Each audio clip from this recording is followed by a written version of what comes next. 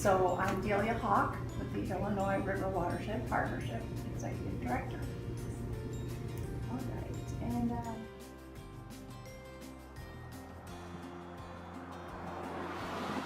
It's interesting because many times people think of a watershed as the water coming down off of a mountain, you know, a snow melt or whatever, kind of pristine. Gotcha. And then to a more urban area. In our watershed, it's really the headwaters is in our urban areas.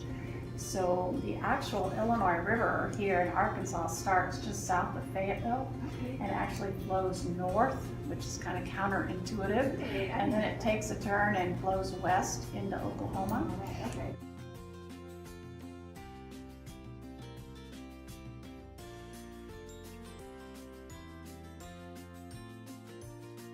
But in our urban areas, of course, we have a growing population, one of the fastest growing in the last decade and a half. But we have a lot of our major national, international corporations right here as well, right?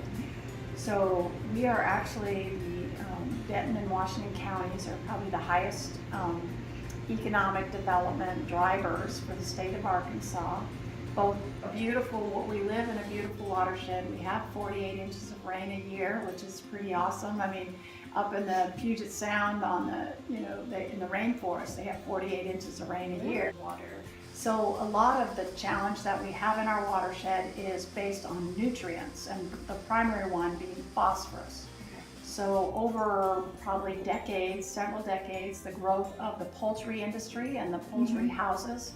Of course, chicken litter is a nutrient they would apply to pastures and fields, but they primarily did that to reach a certain level of nitrogen, which meant an over-application of phosphorus. And phosphorus is a mineral. It doesn't dissolve.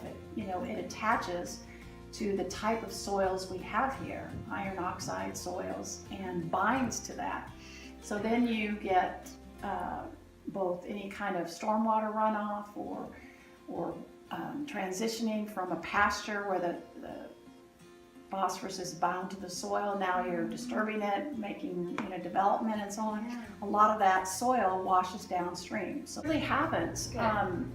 This group started in 2005 as kind of a unique response to some of the challenges that we face in our watershed. And rather than saying, well, who's doing what wrong and let's go put a spotlight on them, they said, who's doing what right, and educate people about what they need to be doing, both individually, in the cities, in agricultural, rural, landowners, businesses, corporations. Everybody has a role, and because things were changing so quickly, we needed to get ahead of that and kind of get the kind of construction and development that is positive for the watershed. Oh yeah, because if you're not